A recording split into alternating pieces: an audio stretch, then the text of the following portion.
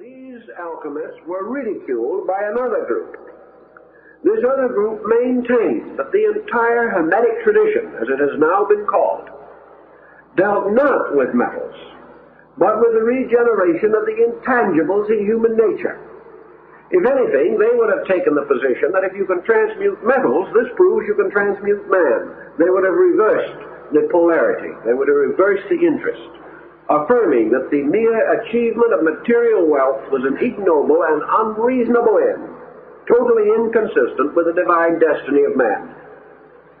These mystical gold makers then immediately began to reduce the chemical symbols and tracts and writings attributed to Hermes and other authors into metaphysical textbooks, books inclined to reveal that transmutation was a kind of yoga, a kind of mystical regeneration within the human being, the man himself being the alchemical retort in which these marvelous changes might take place. And these same mystics assumed that Hermes, representing Mercury, Quicksilver, representing this mysterious agent in which all elements can be reconciled, that Mercury therefore represents the reconciling power of human consciousness, or perhaps more exactly, of the human mind. For Mercury becomes the key, the master of the mystery, by means of which all things are unlocked. And the medieval man liked to think of reason as this power by means of which all mysteries could be solved, all good things could be accomplished, and the interval between man as a physical being and man as a spiritual being could be crossed or bridged through reason and illumination. The earliest alchemists that we know were using symbols at a very early date. Many cases, the symbols have been accepted as literal pictures, and this has led to further confusion. We know, for instance, that in ancient alchemy, the great retort in which all the experiments were being made was the solar system itself, viewed as a globe, within which all the chemistries and alchemies of existence were taking place. We know from our own researches in more recent times, and the ancients certainly believed, that this world in which we live is a great theater of mysteries, the major secrets of which have never been solved. That actually the world is a strangely complete thing, within itself containing everything necessary for the infinite perpetuation of itself. And this condition goes on rather peacefully and naturally until human ambition and avarice take over. The ambition of the average modern person is involving fame, distinction, or wealth. Therefore, he immediately is using knowledge for the formation, directly or indirectly, of gold. He may not make the gold in the retort, but he will sell secrets or sell scientific developments which will bring him rich financial rewards. Now we might say, what harm is this? Well, one of the reasons why it is extremely dangerous is because the moment we begin to experiment with the basic laws of existence, we are very apt to forget their own integrities. Natural laws have to be obeyed, and modern thinking is not of the obeying type. We are not interested in obeying natural laws. We are interested in changing them to fit our conveniences. We want to use natural law to exploit the universe in which we live. And as a result of that, we are constantly in trouble and are in the same dilemma that burdens the alchemist. So we find alchemy in many parts of the world recognized probably for what it actually was, and that is a series of symbols intended to convey a major operation concerning the transmutation of man himself. Without this transmutation, none of the great good things that we dream of can come about. Therefore, the elixir of life, or the philosopher's stone, was that power by means of which all good things could come to pass, wherein all errors and forms of ignorance could be overcome, and where the human being himself would gain complete control of not only his own life, but the laws governing it. Now, when we go into the alchemy of China and India, we find almost immediately that the symbolism moves from pure chemistry and things of that matter to all kinds of vibratory patterns which we know in life. Alchemy in China was tied in with music and the musical scale, the harmonics of life. The ancient Greeks of the Pythagorean period combined all their knowledge of cosmogony and the actual reformation of man into a great mathematical formula, which was never to be taken literally, but was to become almost like a mantra, a sacred statement, which if obeyed could produce tremendous results. But in Hermeticism we begin to sense the beginning of the transmutation of man as the essential purpose of the great alchemical procedure. Therefore, out of what goes into him comes out of him arts and sciences, poetry and music, philosophy and science, religion and economics. They all come out of someone, and that someone is nourished by the food, by the atmosphere around him, by water, and by the rays of the planets and the light of the sun and moon. Therefore, the wedding of the sun and moon in alchemy is very important. Not because we're going to have a wedding up in the sky of the two luminaries, but because we're going to have a union of the principles for which they stand inside of the human body itself.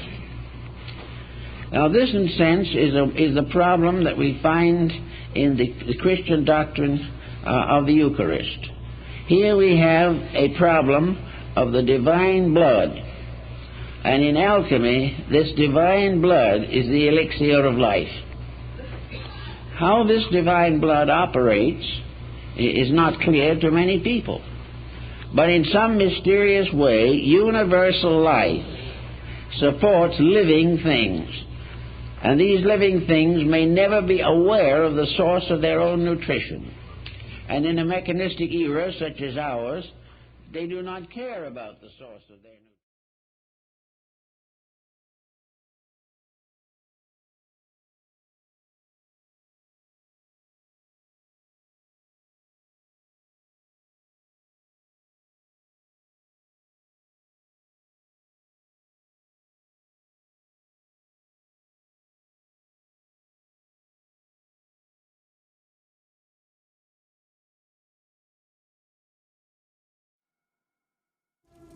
I have this dream.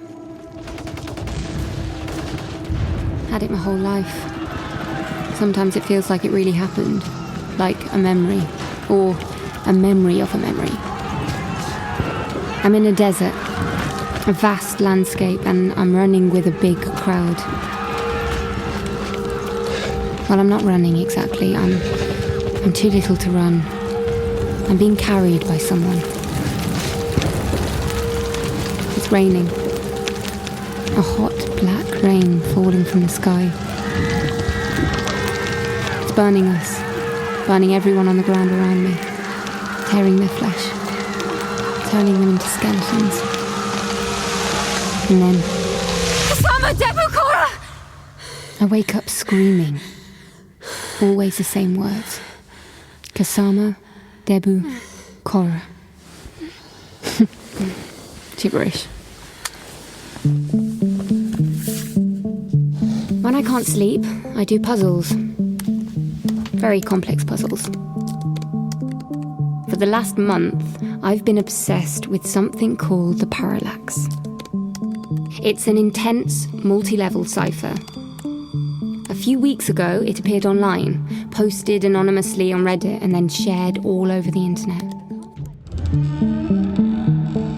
When I first saw the parallax puzzle, it looked like macaroni cheese.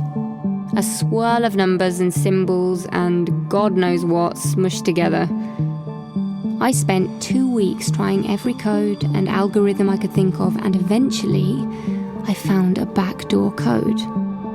That was level 1. When you solve level 1, you are directed to an image of a door. That's right, a photograph of a blue door with a series of 8 panels. Stanley Kubrick was Mum's favourite director. She told me that he was obsessed with doors.